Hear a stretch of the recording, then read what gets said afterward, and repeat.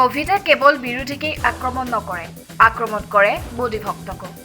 সাধাৰণ জনতাৰ দৰে চিকিৎসালয়ত বেড অথবা অক্সিজেন নাপাব পাৰে মোদী ভক্তয়ো। দেশৰ কোভিড পৰিস্থিতি সন্দৰ্ভত দেশবাসীৰ মাজত এতিয়া দুটা মত।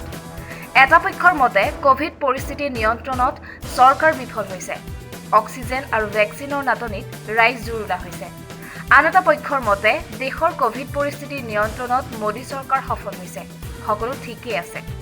আপোনাৰ এনে লাগিব যেন এওঁলোকক কোভিডে আক্ৰমণ নকৰে অথবা কৰিব নোৱাৰে। কিন্তু শেহতীয়া এটা ঘটনাই প্ৰমাণ কৰিছে কোভিডে কেৱল সাধাৰণ জনতাকেই নহয়, মোদী ভক্তকো আক্ৰমণ কৰে। চিকিৎসালয়ৰ বেড নাপাই মোদী ভক্তই হাহাকাৰ কৰে। এখেত বিজয় পাৰিক। বিজয় পাৰিক প্ৰধানমন্ত্ৰী নৰেন্দ্ৰ মোদীৰ এগৰাকী অনুৰাগী। এখেতে 2020 চনৰ 10 জুলাইত PM কেয়াৰ্ছ ফাণ্ডলৈ বৰঙণি আগবঢ়াইছিল 2,51,000 টকা। দেশৰ কোভিড পৰিস্থিতিৰ লগত মোকাবিলা কৰিবলৈ মোদী চৰকাৰক এই বিশাল পৰিমাণৰ টকাৰ বৰঙণি আগবঢ়াইছিল বিজয় পাৰিকে। কিন্তু দুৰ্ভাগ্যৰ কথা, কৰোনাত আক্ৰান্ত মাতৃৰ বাবে বিজয় পাৰিকে চিকিৎসালয়ত নাপালে সামান্য এখন বিচনা। ইয়াৰ পিছতেই বিজয় পাৰিকে PM কেয়াৰ্ছ ফাণ্ডলৈ পুঁজি আগবঢ়োৱাৰ ৰচিদ আপলোড কৰি টুইটাৰত কটাক্ষ কৰিছে নৰেন্দ্ৰ মোদীক। বিজয় পাৰিকে টুইটাৰত লিখিছে, মই PM কেয়াৰ্ছ ফাণ্ডলৈ 2,51,000 টকা দিলোঁ, অথচ মোৰ মৃত্যুমুখী মাতৃৰ বাবে চিকিৎসালয়ত এখন বেড নাপালোঁ। অনুগ্ৰহ কৰি কওক, ভৱিষ্যতে কোভিডত মোৰ পৰিয়ালৰ সদস্য নেহেৰুৱাবলৈ মই আৰু কিমান টকাৰ বৰঙণি দিব লাগিব। বিজয় পাৰিকৰ এই টুইটৰ পিছতেই প্ৰমাণ হৈছে কোভিডে কেৱল সাধাৰণ মানুহকে আক্ৰমণ নকৰে, কোভিডে আক্ৰমণ কৰে মোদী ভক্তকো। প্ৰমাণ কৰিছে মোদী চৰকাৰৰ ব্যৰ্থতাৰ ফল কেৱল সাধাৰণ জনতাই নুভোগে, ভোগে মোদী ভক্তয়ো। এইজন বিজয় পাৰিকে 2016 চনত নৰেন্দ্ৰ মোদীৰ বিমুদ্ৰাকৰণক সমৰ্থন কৰি টুইট কৰিছিল এইদৰে। মোদীৰ দ্বাৰা অনুপ্ৰাণিত আমেৰিকাৰ প্ৰাক্তন ৰাষ্ট্ৰপতি ডোনাল্ড ট্ৰাম্পৰো সমৰ্থক আছিল বিজয় পাৰিক। সমান্তৰালভাৱে কংগ্ৰেছ নেতা ৰাহুল গান্ধীক সমালোচনা কৰি নৰেন্দ্ৰ মোদীৰ গৰিমা বখানি আহিছিল এইজন বিজয় পাৰিকে। কিন্তু সেইজন বিজয় পাৰিকৰ আত্মীয়ৰ বাবেও এতিয়া চিকিৎসালয়ত এখন বিচনা নাই। মোদী অনুৰাগীৰ এই টুইটৰ পিছত এতিয়া আপুনি বিবেচনা কৰক, দেশৰ স্বাস্থ্যখণ্ডৰ এতিয়া কি ভয়াৱহ পৰিস্থিতি, কিমান বিধ্বস্ত দেশৰ স্বাস্থ্যখণ্ড। দেশৰ জনতাই PM কেয়াৰ্ছ ফাণ্ডলৈ সাহায্য দিছিল কোভিড পৰিস্থিতিৰ লগত মোকাবিলা কৰিবলৈ। কিন্তু সেই PM কেয়াৰ্ছ ফাণ্ডৰ ধন ক'ত খৰচ কৰিলে, কিমান ধন সংগ্ৰহ কৰিলে তাৰ তথ্য প্ৰকাশ নকৰিলে মোদী চৰকাৰে। ক'ত গ'ল PM কেয়াৰ্ছ ফাণ্ডৰ ধন? PM কেয়াৰ্ছ ফাণ্ডৰ ধনেৰে কি কেলেংকাৰী সংঘটিত হ'ল? চাওক এক চমু প্ৰতিবেদন। 2020 চনত দেশত যেতিয়া কোভিডে আক্ৰমণ কৰিছিল তেতিয়া ICU বেড আৰু ভেণ্টিলেটৰৰ বাবে কোভিড আক্ৰান্তই হাহাকাৰ কৰিছিল। বহু ঠাইত ভেণ্টিলেটৰৰ অভাৱত বহু ৰোগীয়ে মৃত্যুক আঁকোৱালি লৈছিল। সেই সময়ত দেশত কিমান ভেণ্টিলেটৰ আছে তাৰ কোনো সঠিক উত্তৰ নাছিল চৰকাৰৰ হাতত।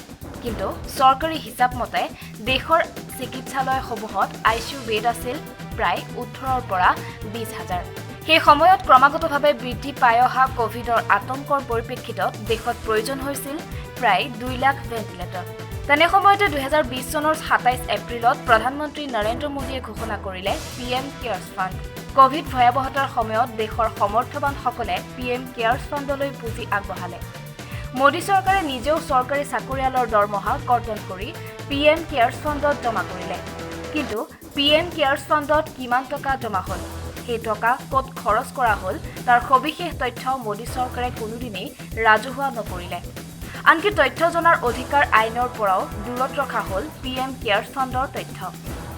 2020 চনৰ 18 মে তাৰিখে প্ৰধানমন্ত্ৰীৰ উপদেষ্টা ভাস্কৰ কুলৱেই এখন বিশেষ পত্ৰ লিখিছিল দেশৰ স্বাস্থ্য মন্ত্ৰালয়লৈ। এই পত্ৰতে উল্লেখ কৰা হৈছিল যে PM কেয়াৰ্ছ ফাণ্ডৰ পৰা COVID-19 বিৰোধী যুঁজৰ বাবে 3,100 কোটি টকা আবণ্টনৰ সিদ্ধান্ত লোৱা হৈছে আৰু ইয়াৰে 2,000 কোটি টকাৰে 50,000 মেড ইন ইণ্ডিয়া ভেণ্টিলেটৰ ক্ৰয় কৰাৰ দিহা কৰা হৈছে। পত্ৰৰ পিছতে 5 মাৰ্চত স্বাস্থ্য মন্ত্ৰালয়ৰ অধীনস্থ সংস্থা HLLে ভেণ্টিলেটৰ যোগানৰ বাবে টেণ্ডাৰ বিচাৰি জাননী জাৰি কৰিলে। এইসমূহ ভেণ্টিলেটৰৰ কি বৈশিষ্ট্য থাকিব অথবা ভেণ্টিলেটৰসমূহ কেনেকুৱা হ'ব সেই সন্দৰ্ভতো HLLে সৰ্বমুঠ 9 বাৰ তালিকা সলনি কৰিলে। অৱশেষত PM কেয়াৰ্ছ ফাণ্ডৰ 2,000 কোটি টকাৰে সৰ্বমুঠ 58,850খন ভেণ্টিলেটৰ স্বাস্থ্য মন্ত্ৰালয়ে অৰ্ডাৰ কৰিলে।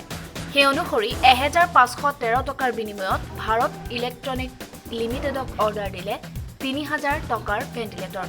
কোনোদিনে ভেণ্টিলেটৰ নিৰ্মাণ কৰি নোপোৱা AGVয়ে হেল্থ কেয়াৰক 166 কোটি টকাৰ বিনিময়ত অৰ্ডাৰ দিলে 10,000 ভেণ্টিলেটৰৰ। এইদৰে অন্ধ্ৰপ্ৰদেশ চৰকাৰৰ অধীনস্থ কোম্পানী AMTZক অৰ্ডাৰ কৰিলে সৰ্বমুঠ 13,500 ভেণ্টিলেটৰ। আনহাতে গুজৰাটৰ জ্যোতি CNVয়ে লাভ কৰিলে 5,000 ভেণ্টিলেটৰৰ অৰ্ডাৰ। এনেদৰে এলাইট মেডিকেলক অৰ্ডাৰ দিয়া হ'ল 350টা ভেণ্টিলেটৰ, অৰ্থাৎ সৰ্বমুঠ 2,332 কোটি টকাৰে অৰ্ডাৰ কৰা হ'ল মুঠ 58,850খন ভেণ্টিলেটৰ। কিন্তু কিমানখন ভেণ্টিলেটৰ এইসমূহ কোম্পানীয়ে যোগান ধৰিলে, কোনে কিমান বেছি দাম ল'লে অথবা কোনে কিমান বেয়া ভেণ্টিলেটৰ যোগান ধৰিলে?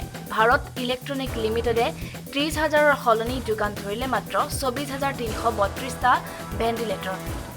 AGVয়ে 10,000ৰ সলনি যোগান ধৰিলে 5,000 ভেণ্টিলেটৰ। এলাইট মেডিকেলে যোগান ধৰিলে 350টা ভেণ্টিলেটৰ। অন্যহাতে অন্ধ্ৰপ্ৰদেশ চৰকাৰৰ অধীনস্থ কোম্পানী AMTZক 13,500 ভেণ্টিলেটৰ অৰ্ডাৰ কৰা হৈছিল যদিও কোম্পানীটোৱে এখনো ভেণ্টিলেটৰ যোগান ধৰিব নোৱাৰিলে। অৰ্থাৎ এটা বছৰত চৰকাৰে ক্ৰয় কৰিলে মাত্ৰ 2,965টা ভেণ্টিলেটৰ। অথচ দেশত প্ৰয়োজন আছিল প্ৰায় 20 লাখ ভেণ্টিলেটৰ। ভেণ্টিলেটৰৰ যোগানৰ বিনিময়ত AGVয়ে হেল্থ কেয়াৰক প্ৰদান কৰা হ'ল 41,49,40,000 টকা। এলাইট মেডিকেলক প্ৰদান কৰা হ'ল 27,16 লাখ টকা আৰু ভাৰত ইলেক্ট্ৰনিক লিমিটেডে লাভ কৰিলে 1,16 লাখ টকা। এইখিনিতে সৃষ্টি হৈছে এটা ডাঙৰ প্ৰশ্নৰ। সকলো কোম্পানীয়ে যোগান ধৰিছিল একেই ভেণ্টিলেটৰ। চৰকাৰেও ধাৰ্য কৰি দিছিল ভেণ্টিলেটৰত থাকিব পৰা একেখিনি বৈশিষ্ট্য। অথচ বেলেগ বেলেগ কোম্পানীক প্ৰদান কৰা হ'ল বেলেগ বেলেগ মূল্য। হিচাপ অনুসৰি এলাইট মেডিকেলৰ প্ৰতিখন ভেণ্টিলেটৰৰ মূল্য দিয়া হ'ল 8,62,000। কিন্তু AGVয়ে হেল্থ কেয়াৰৰ প্ৰতিখন ভেণ্টিলেটৰৰ মূল্য দিয়া হ'ল 1,66,000 টকা। সেইবাবেই ভেণ্টিলেটৰ ক্ৰয় কৰাৰ নামত PM কেয়াৰ্ছ ফাণ্ডৰ টকাৰ বৃহৎ কেলেংকাৰী হোৱাৰ সন্দেহ সৃষ্টি হৈছে। দেশৰ জনতাই বেড ভেণ্টিলেটৰ ক্ৰয়ৰ বাবে চৰকাৰক বৰঙণি দিও আজি চিকিৎসালয়ত বেডৰ অভাৱত মৃত্যু খাবতি ল'ব লগা হৈছে। পৰিণতিত কেৱল সাধাৰণ জনতাই নহয়, নৰেন্দ্ৰ মোদীৰ সমৰ্থক অনুৰাগীয়েও আজি দুৰ্ভোগ ভুগিছে।